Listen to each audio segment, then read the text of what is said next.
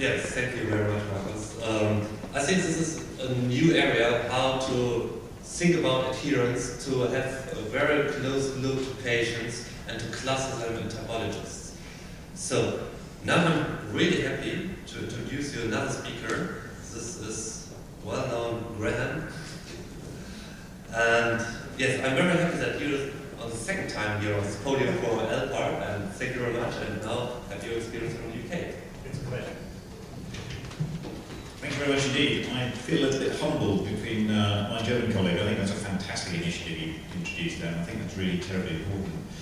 I do congratulate ELPA for raising what I think is a very understudied, ill-understood topic of adherence, which I think is increasingly going to be important in the way we manage patients with hepatitis B.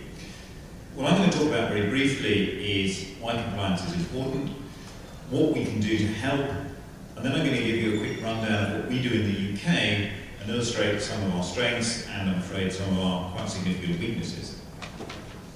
Why compliance matters, I think, has already been graphically illustrated by your Turkish patient.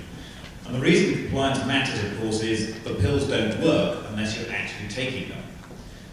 And not only that, if you take the drugs occasionally, and we've had catastrophes where patients are running out of pills so they take them every other day, which is a guarantee of resistance development in the long term. And if we start to get resistance to hepatitis B, there is a real genuine risk that we will start transmitting vaccine-resistant mutations. There's already a lot of concern out in the Far East that some of the limidine-resistant mutations overlap with the surface gene and may start to impact the efficacy of the vaccine. In fact, the WHO, as you know, has already set up a working group to look at that possibility. It remains a possibility at the moment, but I think it's a possibility we can't afford to ignore. So compliance for the patient has critical factors, and compliance for society at large is really very important. So it is a problem. I think the very elegant work you're doing in Germany is the first attempt that I'm aware of to really address this in a scientific fashion, and I do congratulate you on that really worthwhile initiative, and I hope that goes well. But I think there are some simple things that we can try and do to assist in our day-to-day practice. And the first point, of course, is we shouldn't treat patients unless we need to. And using patients and accessing tablets, if they're not absolutely essential, is a huge mistake. We know that hepatitis B moves through different phases. We know in the early e-antigen positive phase there's not much liver damage, then there are disease flares with seroconversion, then there are quiet periods, and then once again there's the E-negative active phase. I think it's very important that we restrict treatment to those active phases when the virus is doing damage, so we don't use these pills unnecessarily. We have one horror story of a young girl, a 6-year-old girl with e-antigen positive hepatitis B, treated by some idiot with lamivudine for inactive quiescent disease, who's now 7 years old with lamivudine resistance. Didn't need treatment in the first place, her treatment choices are crippled for the future, and her mother, who's very stable on tenofovir, do we worry about her getting a lamivudine resistant mutant from her sibling? Are we going to be worried about the family transmitting lamivudine resistance? It's a real nightmare scenario. So there are real fears about treating people inappropriately, and I do think we should restrict therapy to when it's actually going to benefit. And this, for example, just shows you, dying. I've had technical problems all meeting, I have to say. This gives you an example of the patient population that we're seeing in East London. What I'm showing you is the number of patients against their ethnicity. And the first thing that's clear is that viral hepatitis, particularly hepatitis B, is heterogeneous in its ethnicity. And most of the patients we see are non-UK born, and most of them, of course, have linguistic issues and linguistic problems. The other important point about this slide is the proportion who have advanced liver disease is relatively small. So the majority of people with hepatitis B will not have active disease-causing virus at the time they present. They need to be monitored, they need to be evaluated, but for many of them, the disease progression is relatively slow. So we need to be cautious about rushing in with unnecessary therapy. And it really is a minority of the patients we see that actually need treatment. And that, of course, poses the issue of patients who are quiet and are then going to flare. because they need to be monitored. There's nothing more frustrating to a patient than sitting in the clinic, waiting an hour, seeing a doctor who says, everything's fine, come back in 6 months. And a lot of those patients drift away from services. And we've had horror stories of patients leaving services and coming back 5 years later with liver tumours because they weren't on proper monitoring. So there are issues not just on compliance with drugs, but on compliance with monitoring. So I don't think we should use tablets unless we need to.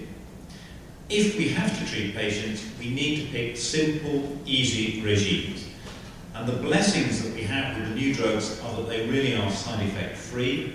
This is picked from the tenofovir study, looking at side effects in one of the pivotal tenofovir slides, and you can see that the discontinuations and the side effect profile of these drugs really are first class. And I think that's a very important message to get out there, that the drugs we're using today really don't have many side effects. A lot of patients take pills and they come in a few weeks later and complain of odd effects. I've got a bit of diarrhea, I've got a bit of a skin rash, I'm itching. We need to make sure patients understand that these are coincidental and not caused by the tablets. Because patients get trivial side effects, they think it's the tablets and they stop. We do need to make patients understand that these tablets cause very few side effects, and before they stop, they should discuss with us the importance of continuing medication. So I do think that initial consultation, getting the right messages across, is absolutely pivotal. So we should not treat unless we need to. If we do need to treat, we should use simple, side effect-free regimes, and we should educate the patient. And I think the key message here is patient information. Patients need to be informed about what this virus does, how this virus behaves, and how important it is to comply with therapy once it's started. So those are the basic principles. What do we do to apply these in day-to-day practice? What we do at the Royal London is really focus on the first consultation. And I think the first consultation for hepatitis B is when you engage with the patient. And I tell patients this is going to be a lifelong relationship. This isn't like marriage where you can give up and divorce. This is a real lifelong commitment. Because you and that patient are going to be together for many years. And I very often draw the diagram of the natural history of hepatitis B, and I show them about quiet periods. And I emphasise how important it is to keep coming even if you're not getting treatment. And I emphasise that when we start treatment, it will be a lifelong commitment to therapy. And I think that information really is critical to keeping patients engaged. And it's not just about the treatment phase, it's about the monitoring phase. And I have to say, I do tend to scare patients a little and talk about how 25% of patients will die from their virus, because people do need to realise that although they feel well, they've still got something potentially very harmful going on. I'm still a great believer in liver biopsy, I'm afraid. I think a liver biopsy has two major goals. The first is it gives you very accurate information on exactly what's going on. And I appreciate patients are reluctant to undergo the procedure, but I still think it gives us new information, and it also helps motivate. I think it does provide a key message to patients. Look, here's a sample of your liver, there is a problem, here's what we need to do. And I think it's important to make clear to patients just how critical that information is, and persuade patients that it's in their best interest to understand what's happening inside so we can make the right judgment. And I say to patients, do you really want me to give you 20 years of drugs without knowing what's happening in your liver? And I think if you phrase it in that way, make patients understand, most patients will agree to the procedure. And we use very simple regimes. We have a simple, rigid monitoring. You start pills, you reattend 4 weeks later to make sure that everything's okay, and then you come back every 3 months. So you can put in your diary that it's every 3 months for the next year. So keep it simple. We do see patients where there are concerns about compliance. If I'm not sure the patient's going to comply, I very often use pegylated interferon, because then we won't get resistance problems and we can monitor the patient and observe treatment. So if there are concerns about compliance, I would often use a directly observed treatment regime and interferon-based treatment. And we've introduced a pharmacist. It's very important that patients have time to discuss their concerns. And most doctors don't have the time. And certainly in my clinic, I'm rushed off my feet with lots of people coming in. Patients on regular review for pills don't get the time they really need. So we've used our pharmacist, who's been trained up in managing patients, and she sees patients and has a half-hour window. So patients can sit down with someone and spend a lot of time talking to them and really understanding their medication. And that provides a bond with the patient and someone who's there with the time to address their concerns. So I think compliance in hepatitis B is understudied. I don't think there have been any proper evaluations of compliance out in the clinical setting, and I think that's a huge drawback to making plans for the future. We really do need some data. I think everyone recognises its importance, but everyone says how important it is, but not many people are acting. And I think you really are to be congratulated for grabbing the nettle of this particular problem. In my view, we need more education. I think education, getting patients involved, getting patients to understand, to interact with us, to tell us what they want from us is going to be absolutely critical. And I do think we need more research, and I'm delighted that the Germans are leading the field here, and I think that sort of research and follow-on studies are really going to be the way forward in telling us how to manage this problem and how to get patients to stay on treatment and protect themselves from harm. Thank you.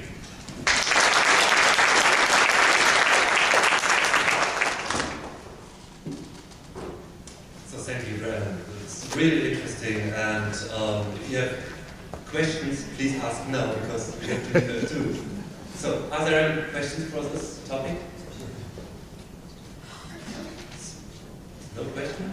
I was just wondering, in monitoring your patients, do you use maybe elastography or some other way of We don't do biopsy. For hepatitis B, we normally biopsy patients no more than once. We try and biopsy patients pre-treatment, unless there's very clear evidence. I think FibroScan, etc., are becoming useful in hepatitis B. Our problem is a lot of our patient population are Pakistani Bangladeshi patients, many of whom are a little bit obese, they have a little bit of fatty liver disease. So transient hepatitis doesn't give us the information we need. But I think the point you make about finding patient-friendly ways of assessing what's happening in the liver is really, really important, because the more barriers we break down, the easier it is. And it does worry me that we can't follow patients up as much as we would like. And I think patients, quite rightly, decline to have follow-up biopsies every few years. They're not necessary. It does be curious. But I think you're right that we do need to take advantage of the new technologies. Thank you. Are there any other questions over there? Professor Graham, this is the most important message I had got from this conference. You complain about non-adherence in Germany and in UK. What about the case in underdeveloped country with misuse of these oral drugs and no time for physicians to talk with the patients? I think that I must counsel the authorities in Egypt, it's my country, to think about an explosion could occur from resistant hepatitis B after some years. Thank you very much. I think you make a very, very important point, and I think you're absolutely right. In underdeveloped countries where many, I was going to say ill-trained, but that's perhaps unkind, but many inexperienced physicians are handing out lamivudine monotherapy to patients with hepatitis B because it's cheap and it's available. There isn't proper monitoring, there isn't proper compliance assessment, there isn't proper education, and that I think is where we're going to see problems. That's really what's worrying the World Health Organization, who are concerned about the rise of lamivudine resistance throughout Southeast Asia, and there is a suggestion that it's interfering with the vaccine, and they've already got a working party looking at drug-associated vaccine-resistant mutations, and I think that that is a major concern. I don't have an easy solution, I'm afraid. I think it's going to be very, very important to educate. Slightly controversially, I am beginning to wonder if we shouldn't start to put restrictions on the use of lamivudine and shouldn't actually start to think about withdrawing it from the market. Because I do think lamivudine monotherapy in today's world is perhaps doing more harm than good. And I've used lamivudine for many years. I think it's been a great drug. I think a lot of patients are alive because of it. But it does worry me that there is extensive monotherapy use in unmonitored conditions. and 70% of those patients are going to run into trouble. And those patients are going to transmit resistant mutations. So slightly controversial, and I begin to wonder if we shouldn't be a bit more aggressive. I'd be interested in colleagues. Sometimes I'm sitting smiling there. That's something you'd be prepared to consider. Yeah. And I think it's an area we need to start looking at ways of stopping harm to the population. So, any other questions? Thank you very much.